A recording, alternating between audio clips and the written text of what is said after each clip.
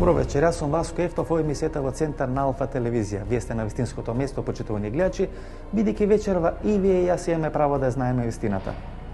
Тема на нашата вечерашна емисија се најинтересните или најконтроверзните балкански политичари.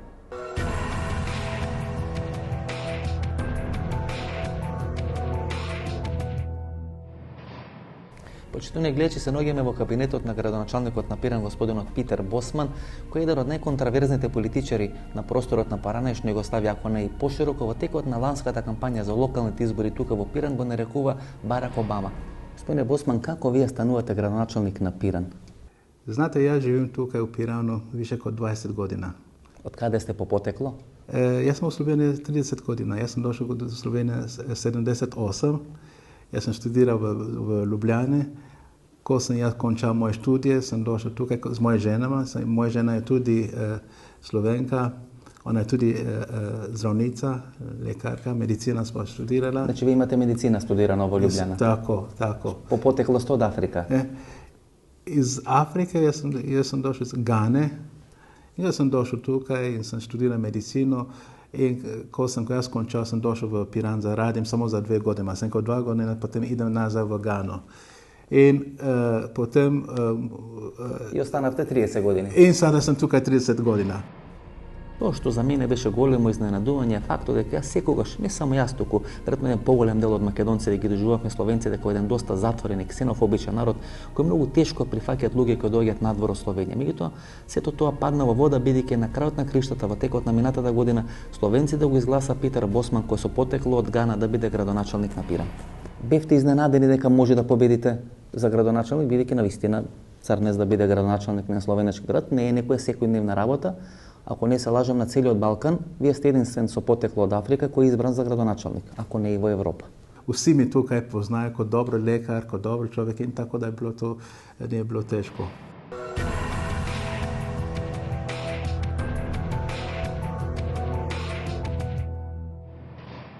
Дали ви навреду ако ве нарекот Обама од Пиран? Така ја водевте кампањата на некој начин? Ја не волим више, не волим да ми клише Обама Пиран. Знаете, Обама згодовина е другача од моја згодовина. Тој е со потекло од Африка, нели? Има фамилија? Има фамилија во Африка, значи имате некои сличности генерал? Нека сличности е, а па политика е малку другаче, не? И јас само кажам да јас сум Питер Босман, јас сум градоначалник Пиран и јас желим успех код градоначалник Пиран. Да не беше вашата кампања која кампањата на Обама ти можеш, пошто тој водеше така кампањата, дали вие водевте така вашата кампања? Рес да наша кампања е било мал моделирана на кампања од Обама.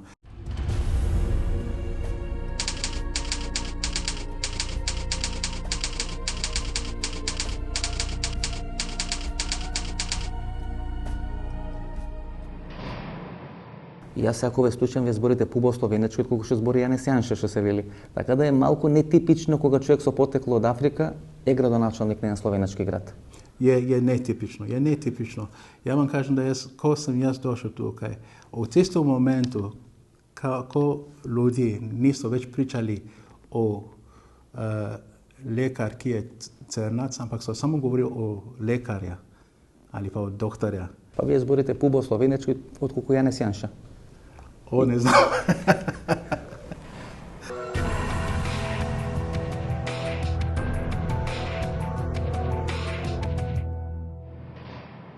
Се наоѓаме во зградата кај што порано беше смештено собранието на поранешна СФР Југославија, денес е сместено собранието на Република Србија и тука треба да го сниме интервјуто со еден од убедливо најконтроверзните политичари на Балканот, господинот Велја Илич, кој беше 2 мандати градоначалник на Чачак, во 2 мандати беше министер сообраќај и врски во владата на Коштуница на Зоран Џинџич и човекот околу чие име се вртат мноштво на афери.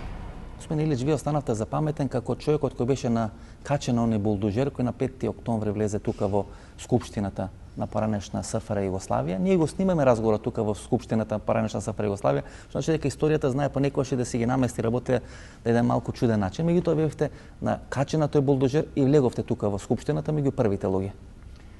Pa mi smo rušili tu vlast, onda je u tom momentu bila i zapaljena ova skupština u kojoj sad sedimo. I vreme se menja, eto kako ja sam se ponovo vratio u skupštinu. onda sam bio u vladi, 2 puta ministar, onda smo tu skupštinu renovirali, mi koji smo izveli te promene. Велја Илич беше начело на таа колона која на 5 октомври 2000 година тргна од Чачак, беше долга 20 км, дојде во Белград, го нападна собрањето на тогашна СФР Југославија и всушност учествуваше во тие валкани работи во рушењето на Слободан Милошевиќ.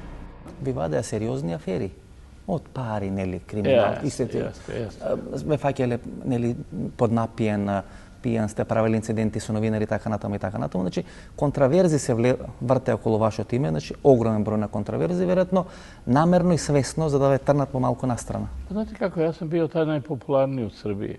Имал сам највеќе шансе да будем председник Србије и jednostavno građani su mi davali podršku preko 70%. I sad trebalo je rušiti moj ugled. I onda su izmišljali svašta. Ja koji nikad ne pijem alkohol, ja nikad nisam čovjek koji se bavi sportom tolike godine. Svi znaju koji se druže sa mnom da je to tako. Proglašen sam za najvećeg pijanca, za nekog kontraverznog političara. Во овој момент Велја Илич е еден свињот балкански политичар кој е сличен на Жириновски во Русија и кој во текот на едно интервју има нападнато новинар кој го прави тоа интервју. Има една снимка на YouTube, кај што вие трепате одредени новинари во текот на едно студио. Така да мене колегите ми веле, пази малку со прашањата со Велја Илич, може да бидеш истепа. Вака имаме еден многу фин разговор, меѓутоа, што е со таа снимка? Дали навистина имаше физички напад меѓу вас и новинарите? A ne, slušajte, to je bila jedna serija uvreda koje sam ja doživljavao. Za vreme Miloševića ja sam bio napadnut jedne noći i kuća mi je opkoljena i u tom napadu moj brat je bio teško povređen. Oni su nas pomešali pa su njega povredili. Ja sam uspeo da pobegnem u šumu i 43 dana sam proveo u pećini. 43 dana? 43 dana, jeste. Međutim, moja majka je tada videla da su pucali na mene i videla je krv. I ona je dobila moždani udar i 5 godina je bila u komi i umrla je. I nikad nije saznala da sam ja to preživeo. I tih dana taj novinar je pravio jednu emisiju i vređao mi je majku i brata. Ali on ga je vređao, rekao je da je moj brat šef duvanske mafije. Moj brat nikad u životu nije zapalio cigaretu. Vaš brat Strahinjević. Saslušajte, samo. Ja vaš brat Strahinjević. Ja se ja moram da pečem. Što nije profesionalno nemosti? Ne! To počne Pavić Duvana, kakve veze ima? Sram te, bre, bilo. Ti mene zajebavaš, bre, ovde, bre, pederu jedan. Ja sam onda u jednom momentu, naravno, rekao, još mi jednom pomenete brata, koji je bio teško povređen, ili majku. Prebiću vas. I to je bio kraj. I ja sam stvarno ustao. Nisam ja njega udario, ali sam mu onu fasciklu i sve jednim ovako, pošto sam ja bio dugo u borilačkom sportu, jednim udarcem to sve bacio u plafon. I to je se vrtelo 1000 puta. To je bio cilj, da se ja isprovociram u jednom momentu i da eto, taj incident se koristi u predsjedničkoj kampanji posle. Zar nam treba predsjednik Srbije koji se ovako ponaša, prebija novinare i tako dalje. I to je okrenuto 1000 i 1000 puta.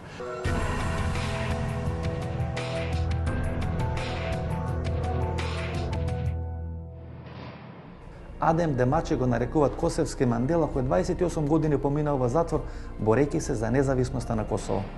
Господине Демачи, дали сте вие косовскиот Мендела? Многу ве сметат косовски Мендела, татко на косовската нација. Видите, Мандела е велики човек. И Мандела припада едном великом народу. Вие не се чувствувате како косовски Мендела? Косовски Мендела, тој е, мислим, новинарски еден термин кој се сковали новинари. Веројатно алудирајќи на таа ваша прошлост, на тоа ваше минато, 28 години бевте во затвор, борејќите се за независност на Косово. Вредеше ли се борите за таа независност на Косово? Али видите ви да... Ви имате 71-2 години, 28 години... 73. Сега говорам 74-то. 28 години сте били во затвор. Али сам ја самог себе осеќам 39 години. Бидејќи овие 28 ги вадите од 73-74. То оставljam, to samo stavljam. Значи сега горе-доле влегувате во средновечност. Бидејќи 30 години сте били во затвор. Да. И добро, вредеше ли 30 години горе-доле во затвор? Вредеше. 1993 година американците го предлагат за Нобелова награда за мир, кој на крајот таа награда Демачи не ја добива. Господине Демачи, дали ви е мака што не добивте Нобелова награда 93 година, кој бевте предложен за Нобелова награда? И сега Ахтисари добива Нобелова награда за Косово, плюс добива 40 милиони евра, кој што пишува дел од германските медиуми од парите на албанската диаспора да го направи тој проект. А вие 28 години во затвор, без пари, без ништо, ни Нобелова награда не добивте. Видите, nije важна Нобелова награда. Nije важна Нобелова награда. За мене то... Беше сатисфакција дека ја предложија? Една сатисфакција за мене е да смо ми ипак кренули и донекле смо успели да санирамо неке ствари овде на Балкану. Сад имамо посла со Србијом. Јас се надам да се Србија на крај морате да се опамети. Толку ли е голем комплекс од кај албанците од Србија? Па секоја втора реченица ви е Србија. Вие ни воопшто не говорите за Косово, воопшто не говорите за Приштина, за албанците. Не само за Србија говорите. Слушајте ви. Остете ги Србите. Србите се направиле грешки, за тие грешки си плаќаат. Чекајте.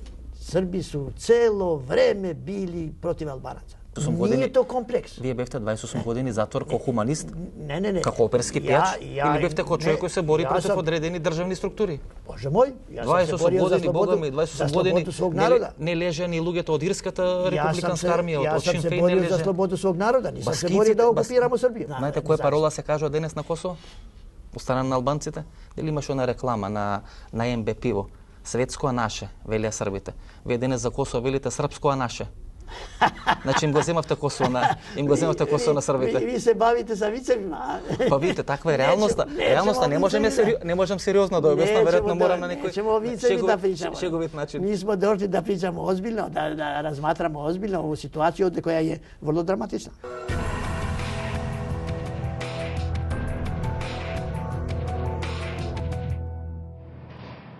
Беше долго време политички представник на УЧК, меѓутоа после конфликтот со Хашим Тачи беше сменето таа функција.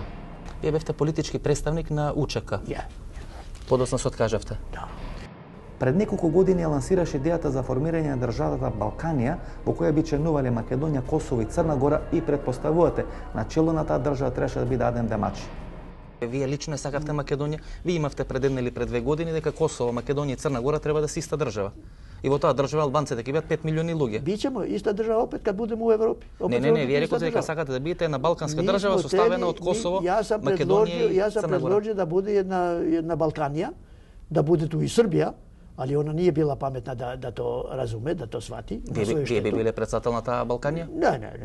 Не буде кој буде. Ја нисам се борио да будем председател.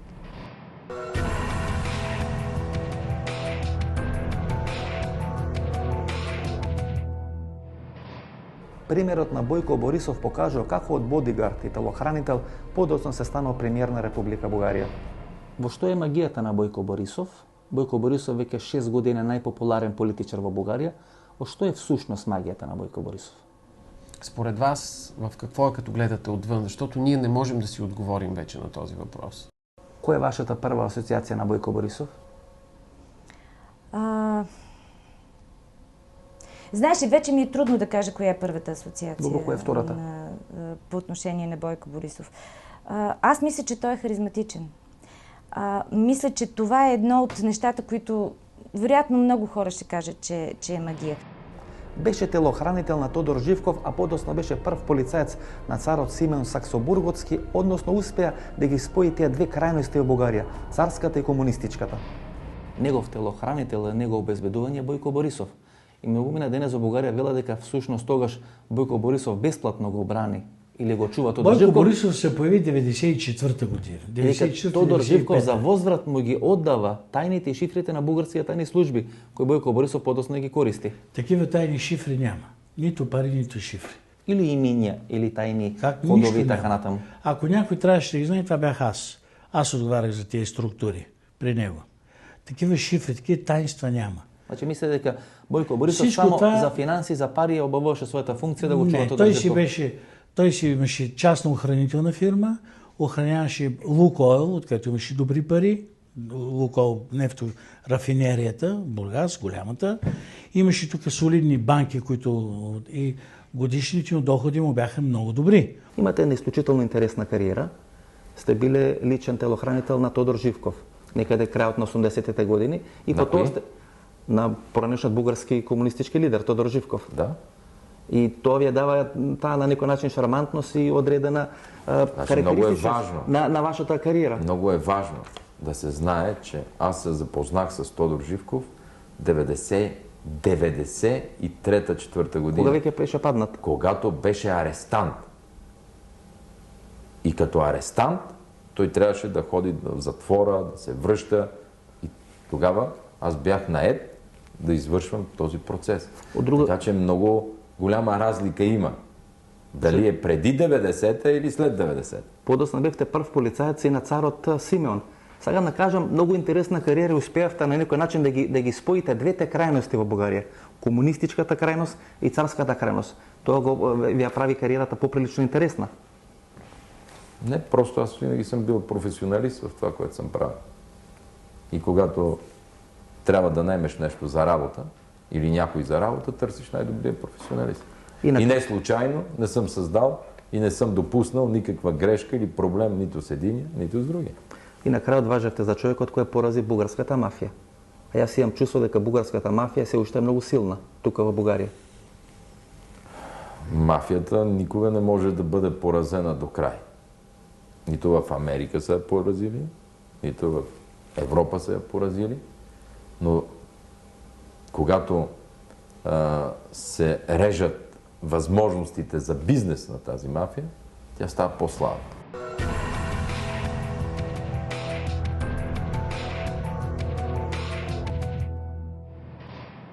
Без никакви дилеми, почитувани гледачи, градоначалникот на Вуковар, господин Желко Сабо, еден од најинтересните политичари на Балканот, учествуваше во одбрана на градот Вуковар, 3 месеци беше во затвор во Србија, подасно оди работи како гастарбајтер во Виена, за на крајот да се врати и минатата година убедливо да победи на изборите во Вуковар.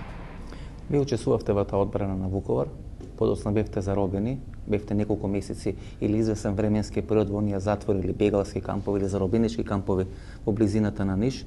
Колко време учествувате во одбрана на Вуковар? Pa čujte, ja sam rođeni Vukovarac i mi koji smo u Vukovaru znamo da je to u principu počelo intenzivno 2.5.1991. godine. Onog trenutka kada su ubijani 12 policajaca u Borovu Selu, tada je počela prava opsada Vukovara. Mi smo već tada bili u opsadi, bilo je sporadični pucnjava. Bitka i napad za Vukovar je počela ranije, mada otvorena jedna agresija je bila 24.8. kada su iznad Vukovara srušena 3 aviona, 2 su srušena i pala su u Vukovar, 3. je u vatri, je u dimu preletio Dunav.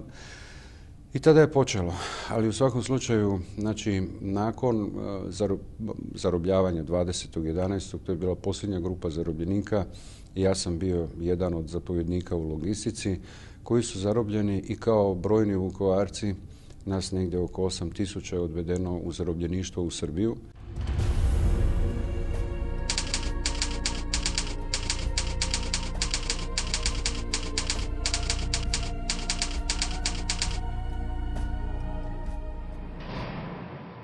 Ja nisam vjerovao u te logore, nismo vjerovali da se to sve može događati u stoljeću u kojem smo živjeli, ali doživjeli smo ono što sam samo gledao na filmovima i moram reći da vrlo često nisam vjerovao u filmove, u zarobljeništva, da na 1000 ljudi budu maltretirani od nekoliko naoružanih vojnika, ali to sam doživio i shvatio sam i razumijem te filmove.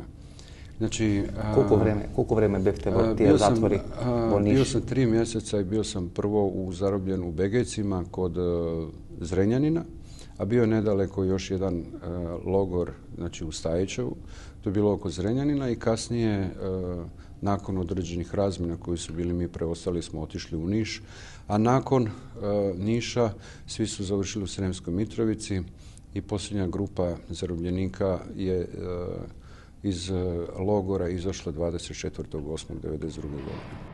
Неколку месеци траеше таа одбрана на Вуковар. Во таа одбрана на Вуковар стана хрватските власти загина некаде околу 4000 луѓе кои го бранеа градот. Поголем дел од нив беа заробеници. Меѓу тие заробеници кои неколку месеци помина во српските затвори во Ниш и во Зренјани беше денешниот градоначалник на Вуковар господин Желко Сабо. Бевте ли мачени дали во тој период човек може да поверува дека ќе заврши тој затвор, дека после тие затворенички денови ќе станете градоначалник на Вуковар или градоначалник на градот кој го браневте? Od tih momente vjerojatno vi se borite samo za vaš život, kako da može da kupite jedan poveke i da preživijete. A danas pred nekoliko godina vi stanovate gradonačelnik na grad od kojeg obranjate, Vukovar, koji na neki način od pepelta počnuvate da ga okrivate nagore.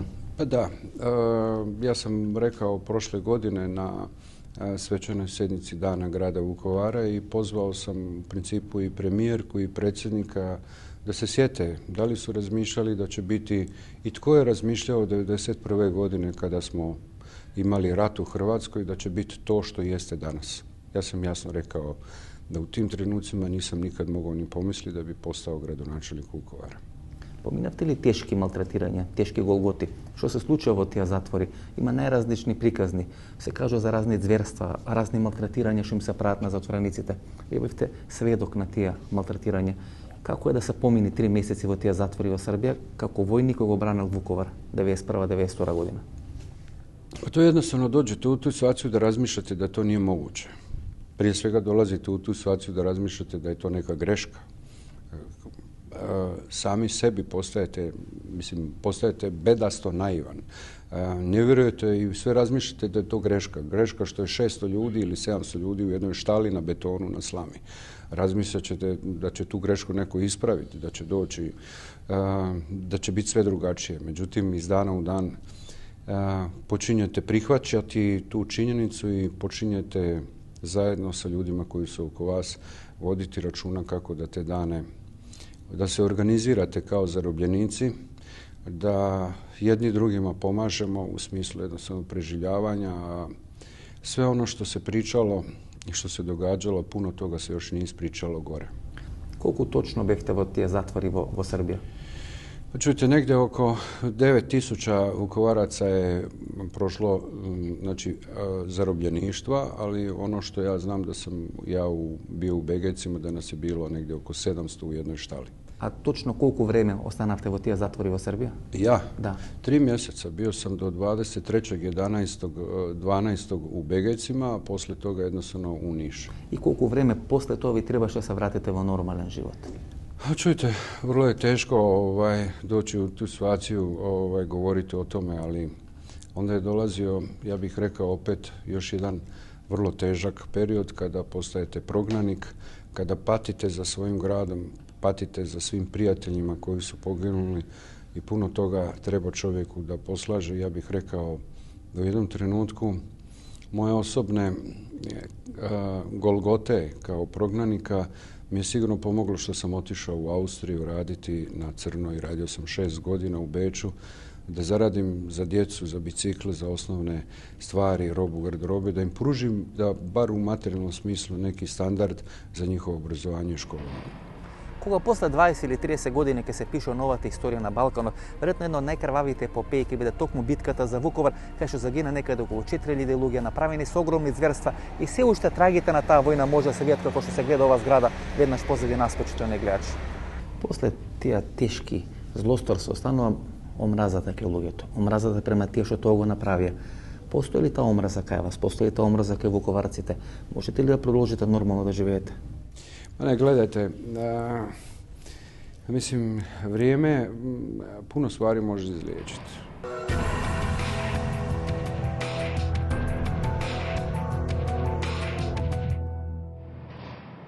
После црногорското признавање на Косово пред 3 години, Андреја Мандич беше првиот балкански политичар кој со штрајк со глад штрекуваше за политички цели. Господине Мандич, вие сте прв политичар на Балканот, како лидер на опозицијата кој има штрекувано со глад. 2008 година, 13 дена, вие штрекувате со глад, кога Црна Гора го признаа Косово. To je bio jedan težak period, moram priznati, i u mom životu, a i na crnogorskoj političkoj sceni. Volio bih da podsjetim vaše gledalce da je Crna Gora kao država nastala uglavnom od onih ljudi koji su nakon kosovskog poraza 1389. godine doselili se ove kamenite i krševite krajeve. Dakle, nema gotovo jedne porodice danas u Crnoj Gori koja ne vodi porijeklo sa Kosova. I Crna Gora kao država u vrijeme Petrovića nastala je na tom Kosovskom zavjetu i mogao bih slobodno reći da je za Crnu Goru ništa manje nego za Srbiju bilo važno Kosovo i to poimanje tog kosovskog kulta. После те неуспешни средби на црногорската опозиција со политичкиот газда во Црна Гора Мило Ѓукановиќ, Андреја Мандич 13 дена штрајкува со глад. Kada je 2008. godine vlada Crne Gore odlučila da prizna nezavisnu državu Kosovo i da svojoj istorijskoj saveznici Srbiji uradi nešto što Srbija nikada njoj nije uradila, da prizna jedan dio Srbije kao nezavisnu državu, mi smo predsjednici opozicionih stranaka, nas nekolicina, tada u Skupštini Crne Gore, otišli kod predsjednika vlade, tadašnjeg predsjednika vlade, gospodina Mila Đukanovića, i prosto pitali smo ga da li on to radi pod međunarodnim pritiskom. Zašto, kada ispitivanja javnog mnjenja, tada su govorili da 70% građana Crne Gore ne podržava nezavisnu državu Kosovo. Zašto povlačiti takve političke poteze? Međutim, dobili smo jedan bahat i grub odgovor da je to politika njegove vlade i da će on to da uradi. Da li na Balkanu vredi za politički cilj da se štrajkува со глад и дали после тие 13 дена штрajkување со глад Mandić ги оствари своите политички цели? Bili su veliki protesti ispred Skupštine Crne Gore, to je bio jedan od najvećih protesta. Bili su sukobi protestanata sa policijom i ja sam se opredijelio da iskažem svojevrsni vid otpora i protesta, a da ne ugrozim ničiji život. Ja sam se opredijelio da odem jednim drugim putem nenasilnog otpora, ali snažnog otpora toj odluci vlade, tražeći da se raspišu vanredni parlamentarni izbori ili da se raspiše referendum pa da građani Crne Gore kažu svojom voljom da li su oni za to da se prizna nezavisno Kosovo ili ne. I taj štrajk je trajao 13 dana i ja sam završio u bolnici. Uskoro su usledili vanredni parlamentarni izbori. После цели 13 дена штрajkување су сериозни здравствени проблеми. На крајот на 13 ден Андрија Мандич го прекина своето штрajkување со глад за остварување на политичките цели во Црна Гора. На крајот, сепак еден месец после тоа штрajkување со глад, Мило Џукановиќ убедливо победи на парламентарните избори. 13 дена штрajkувате со глад, значи одбирате еден модел на гандиевска политика да се борите против ваква власт на Мило Џукановиќ. Гледајќи од денешен аспект, кога ќе погледнете 3 години подоцна, на таков начин, со штрajk со глад, жртвувајќи го својот живот да се борите за политички цели. И дали Андрија Мандич оствари дел од своите политички цели, ставајќи го својот живот на коцка и штрajkувајќи со глад? Pa ja sam tog trenutka bio predsjednik i jedine parlamentarne srpske grupacije. To je bila koalicija Srpska lista u Skupštini Crne Gore i ja sam bio dužan da uradim nešto više nego što rade druge opozicione stranke koje nijesu bile samo srpske provinijencije. Никој до тогаш на Балканот нема штрajkувано со глад. I imao sam, i toliko je bila to važna tema za sve nas u Crnoj Gori da sam... Вреди ли за независност на Косово да се штрajkува со глад? Pa ja mislim da je to bila važna poruka i da ostaje zapisano negdje u našoj istoriji da 2008. godine, kada je jedna neodgovorna vlast odlučila da prizna nezavisnost Kosova, da ta odluka nije bila pozdravljena od strane građana, a ponajmanje da je pozdravljena bila od strane tadašnje opozicije. Дали беше сериозно нарушено вашето здравје? Сепак штрajkувавте со глад 13 дена, тоа не е мал број на денови. Тома Николиć сега пред неколку месеци штрajkуваше ма 2 или 3 дена, завршена интензивна нега, вие 13 дена штрajkувавте. Pa ja sam imao određene posljedice, prvenstveno što se tiče rada bubrega i još nekih drugih organa, ali sada nekolike godine nakon toga, zahvaljujući i mojoj snažnoj konstrukciji i dobrom materijalu, ovom dinarskom iz ovih krajeva, moje zdravlje je danas veoma dobro.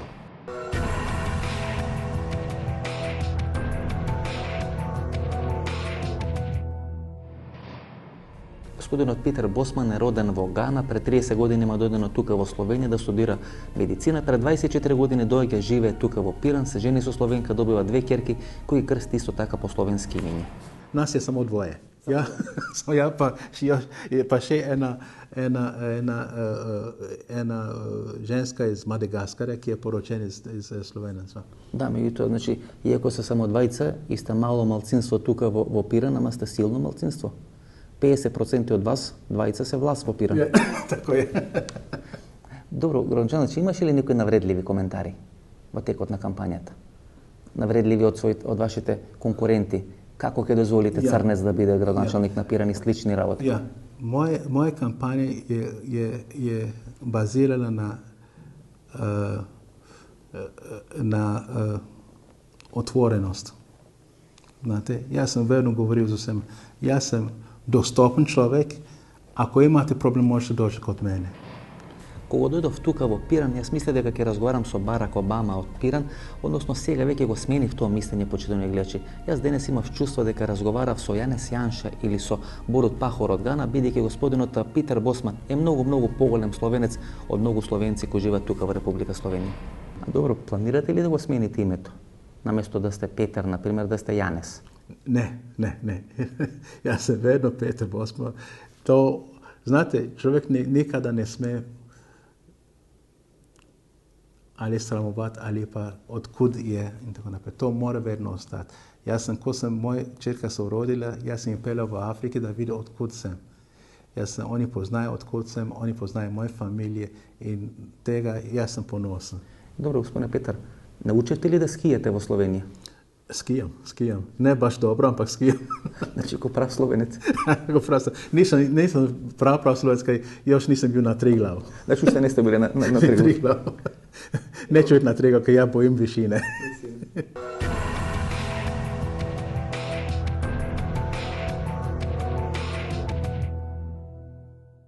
Имате ли чувство дека се најконтроверзен политичар на Балканот? Убедливо најконтроверзен? Самото потекло по се. Не, ja mislim da nisam kontroverzen. Ne. Jaz mislim da ne. Ja mislim da nisam kontroverzen. Stvarno je da je nenavadno, to pa je nenavadno, da je v take sredine, sredina, ki je nije znano kot da bi sprejel nekoga iz druge kontinente, da je izbran kot gradonačelnika, to je mogoče malo nenavadno, ampak da bi bil kontroverzen, ne.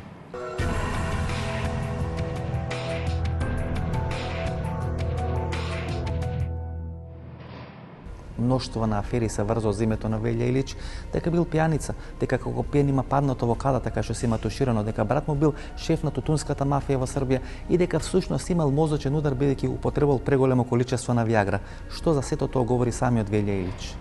На тој 5 октомври 2000 година вие сте градоначелник на Чачак. Ако не се лажам, 2 мандати сте градоначелник на Чачак и на чело на таа колона од Чачак вие тргате кон Белград. Подоцна се качувате на тој болдужер и влагате тука во собрањето. Да, Стано збор за огромна колона, колку што јас имам информација. Ми смо тад направили едну колону која е била дуга 20 километара. И та колона je trebala da uđe u Beograd i da probije sve barikade i da prodre do Beograda, da izvuče sve Beograđane napolje i da nam se pridruže i da napravimo tu kritičnu masu od 1 milion ljudi i da dođe do promjena, što smo mi i uspeli. 43 дена, како што самиот Вели се криел во некоја пештера во близината на Чачак, има претрпено 3 атентати со еден збор. Тој е Велја Илич. Или те ве нападнале во родната куќа во Чачак, па сте се крили 43 дена во пештера, па ве нападнале на пат. Меѓутоа, вас ве нападна тука некаде на 200 метри оддалечено од овде, од Скупштината на СФР. Пред 20 камери. На Србија. Значи, пред 20 камери, на почетокот на Кнез Михајлова улица, вас ве нападна човек, дојде физички, сакаше се пресмета за вас. А тој е био кордон полиција кој обезбеđivao skup. I on je prošao pored policije, čovjek sa poternicom. I udario me, povredio me. Znači, на никој му одговараше тоа. Значи, ако некој сакаше тоа да го спречи, ќе беше спречено. Pa jeste, ali šta ćete, navikao sam na to i hvala Bogu da sam ja zdrav i čitav i u top formi ponovo.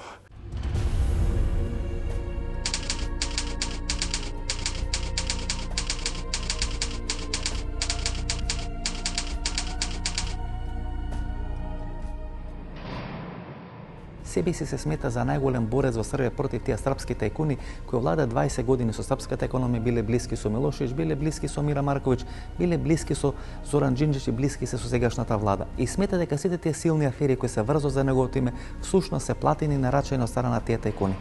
Може би тие тајкуни на тој начин ви праќаат политичка порака. Pa znate kako, sigurno da je neko to sve organizovao dobro.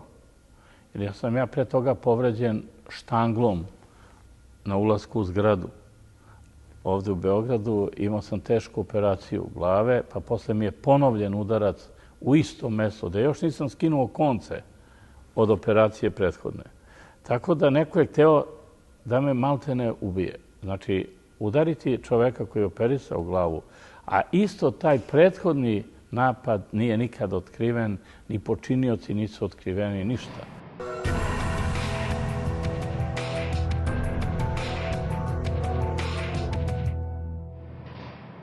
сте биле пијан, па сте паднале во кадата дека се туширате, а ве велите дека всушност сте нападнати во ходникот на зградата кај што живеете. Pa da, to su i stanari potvrdili i sve, to se tako dogodilo. Znači, ja sam povređen na ulasku, bio sam u odelu, znači, ja sam iz Skupštine samo došao na trenutak da se presvučem i dobio sam udarac, znači, u potiljak. I pao sam na čelo i razbio i čelo. Prema tome, ta priča koja je kružila, jednostavno ne pije vodu. Lekar koji me operisao napisao je dijagnozu i tačno kako su povrede nastale i to se vidi u otpusnoj listi iz bolnice. Prema tome, neko je htjelo i tu da ušićari i da me omalovaži i da me uvredi i tako dalje. Čak što je više bio jedan tekst da sam zbog velike doze Viagre pao, korišćenje Viagre, što nema veze, što se i pokazalo posle operacije i što je i taj novinar je izgubio sudski spor i treba mi plati odštetu.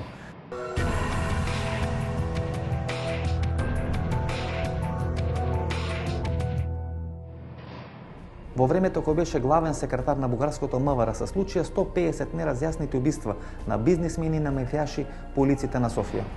Па дури и еден од мафијашките босови во Србија, Сретен Јоцич или Оца Амстердам, беше криен тука во Софија, беше уапсен во Софија и мислам дека минатата година во тој судски процес го обвини Бојко Борисов за одредени криминални дела и активности, односно бугарскиот премиер. В България сега най-известният арестант, така да кажа, е човек, който дълго време е бил агент под прикритие. Работил е в Държавната агенция за национална сигурност. Бил е човек внедрен от държавата в мафията. Той се казва Алексей Петров. Този човек е бивш каратист, какъвто и нашия премиер Бойко Борисов. Те са били изключително близки. Тренирали се не само карате, в зората на демокрацията са имали обща фирма, която наистина не е проработила, но те са имали обща фирма. Буквално месец преди да бъде задържан Алексей Петров, той е имал добра комуникация с премиера Борисов, срещали се, чували се, изобщо между тях така си е имало добри отношения. Сега единия е обявен, макар че още няма доказателства, за главата на мафията, а другия негов приятел и бизнес партньор е премиер. Во ваше време се случи најголем дел од тие 125 убиства на бугарските текуни. Това е нормално. Чувствувате грижа на совест? Дека може во ваше време бугарскиот бизнес беше на некој начин десеткуван. Имаше ли проект во целата таа работа? Напротив, българският бизнес се чувстваше най-добре по това време. А това, че мафиотите се убиваха, означаваше, че нямат пазар. Държавата не им даваше пари. Имаше улога на бугарските служби во сите тие процеси, бидејќи во Брисел обично вела дека Бугарија мораше во наводници да расчисти со тој свој криминал ако сака да влезе во Брисел. Многумина тука во Софија вела дека учеството на бугарските служби во тие екзекуции на тие 125 бизнисмени или текуни беше поприлично видлива. Затоа и многу од нив и не се открија кои се нарачатели, кои се извршители така. Да, има такъв процес, но години наред имаше една, така бих казал, да не е договорка, но паритет между мафията и държава. Паритет во која смисла? В смисъл в бизнес. Да се работуват. Застрахователни компании, имоти. Просто те взимаха апетитни дялове от бизнес. Постои ли това сега? Когато аз дойдох секретар, това нещо го прекъсна. Тогава, знаеш, когато свършат парите, започват къвгите. Мала е барата, много крокодили. Точно така. И затова настана този процес. За едните е борец или главен борец против бугарската мафија, за другите всушност е соработник на таа мафија во остварувањето на своите цели во рамки на Република Бугарија. Кога ги чита човек бугарските медиуми, испаѓа дека во времето кога Бојко Борисов е директор на бугарската полиција, тоа е некаде во времето на царот Симеон Саксо-Бурготски, има некаде околу 140 нерасчистени убиства по софиските улици. Тоа е во времето кога Бојко Борисов е прв полицаец во Бугарија. Да, така е. Като главен секретар на МВР, Бойко Борисов не се държеше като отговорен полицай в демократична европейска държава, а като тартор на силова групировка. Той продължава по същия начин да се държи като министър-председател. Разчиства всички неудобни и най-вече срещу политическите опоненти е готов да извади автомата и да стреля. Останете со нас и по рекламите, опростите крајот на нашата емисија на тема најинтересните и најконтраверзните балкански политичари.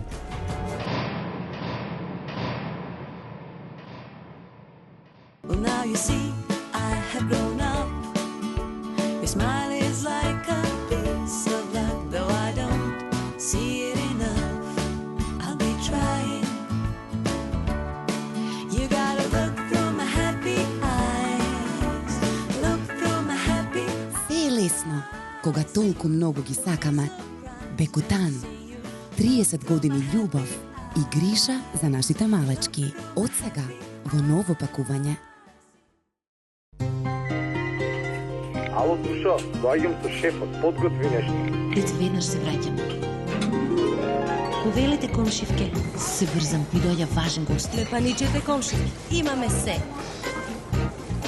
Јас знам дека секогаш можам да се потпрам на вас. И тоа со целосна доверба.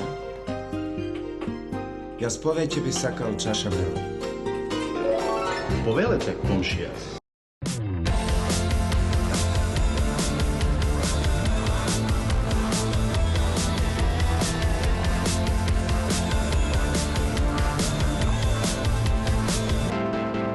Секоја генерација го заслужува својот Јарис. Новиот Јарис од Toyota.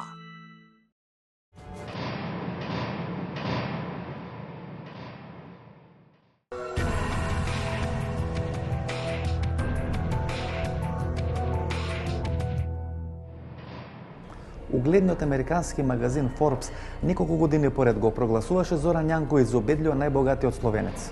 Господин Јанковиќ, долго време важевте за најмоќен и најбогат словенец. Та наша лествица, ki je kopija svetovne lestvice Forbesa, je pri nas, rekel bi, nerealna. Своето лично богатство денес го проценува на 25 милиони евра, што го прави убедливо најбогатиот балкански политичар. Вашето лично богатство официјално е проценето на 25 милиони евра. Приближно, ja. Ker jaz sem svoje podjetje privatno, ko leta 2004 prenesel na oba svoja sinova. Tako da jaz danes imam dobro plačo tu, potem imam 2500 evrov neto, imam hišo, ne polovico hiše skupaj s soprogo, tako da nimam potrebe. За себе вели дека не е србин кој има покорено Словенија, туку дека е чисто крвен мешанец. Вие после тој судар со Јанша се кандидирате за градоначалник на Лјубљана и убедливо со преку 60% гласови победувате во првиот круг. 63 првиот кругу меѓу 60 кандидати. И веле дека сте првиот србин кој има покорено Словенија во наводници. Не, тле па јас протестирам, ker јас сам чисто крвни мешанц. Покойни oče Srb, mama Slovenka, rojen v Srbiji, 12 let, ostalo tu v Ljubljani. Tako da... А вие сте градоначалник на Лјубљана, кој победил со најубедлива разлика во историјата на Словенија. Освен Кучан, ако не го третираме во оној негов прв мандат, кој победува за председател. Не, в Ljubljani je bila to velika zmaga in to je bil tudi odgovor Janezu Janši, da Ljubljana je svobodna. Со помош на бардот на словенечката политичка сцена Милан Кучан и со групата 21 која има формирана самиот Кучан, кај што членуваат најбогатите и најмокните словенски директори, на последните избори Зоран Јанковиќ ги поразува и Борут Пахор и Јанес Јанша. Тоа е таа група што ја вика што била околу Кучан, една група на директори на крупните кули бизнесмени. Та група je која Кучан шол у покој, преди шол у покој, je naredil forum 21, kjer je v bistvu hotel zbrati ljudi, tudi jaz sem bil nositelj. Дека сте биле лидер на таа група, на најмокните тајкуни бизнесмени. Лидер на таа група, лидер од те skupine je bil Кучан, пак јас съм имал кр велико велјаво мед директори. Денес Зоран Јанковиќ убедливо најмоќен човек како на политички, така на бизнес план во Словенија. Дали вие се сметате за моќен човек во Словенија? Дали се сметате за човек што има сериозно влијание прво врз бизнисот, сега врз политиката? Vprašanje, kako je ta, če pravi beseda, močen človek. Na vsak način se pa počutim kot tisti, ki je prepoznan in ker pač me ljudje slišijo.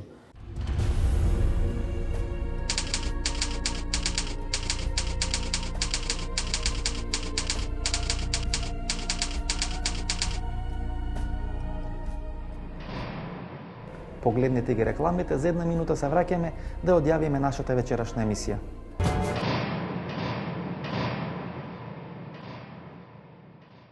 стариот добар проколин, отсега во ново пластично шишенце и во нова модерна амбалажа. Ви ги представуваме и новите проколин вештачки солзи за хигиена на очите, кои овозможуваат чувство на комфор. Заедно со проколин, раствор за чистење, подмачкување и за дезинфекција на вашите контактни леки. Проколин, линија за комплетна нега на очите. Ало, Душо, доаѓам со шефот, подготви нешто. Дец веднаш се враќам. Повелете, комшивке, се брзам, ми доаѓа важен гост. Не паничете, комши, имаме се. Јас знам дека секогаш можам да се потпрам на вас. И тоа со целосна доверба. Јас повеќе би сакал чаша мела. Повелете, комшија. Колку начини за искаштување можете да замислите?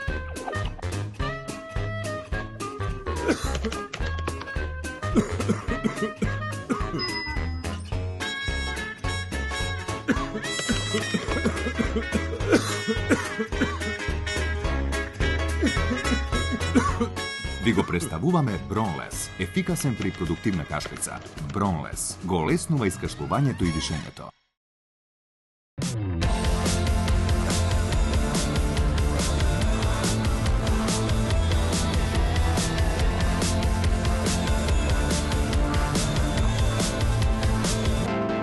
Секоја генерација го заслужува својот Јарис.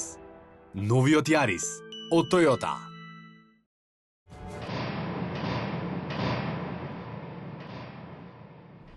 Јас сум Васко Ефтов, ова беше емисијата во Центар на Алфа телевизија. Ние се гледаме и од понеделник во истото ова време. Пријатно вечер, Македонија, каде и да си.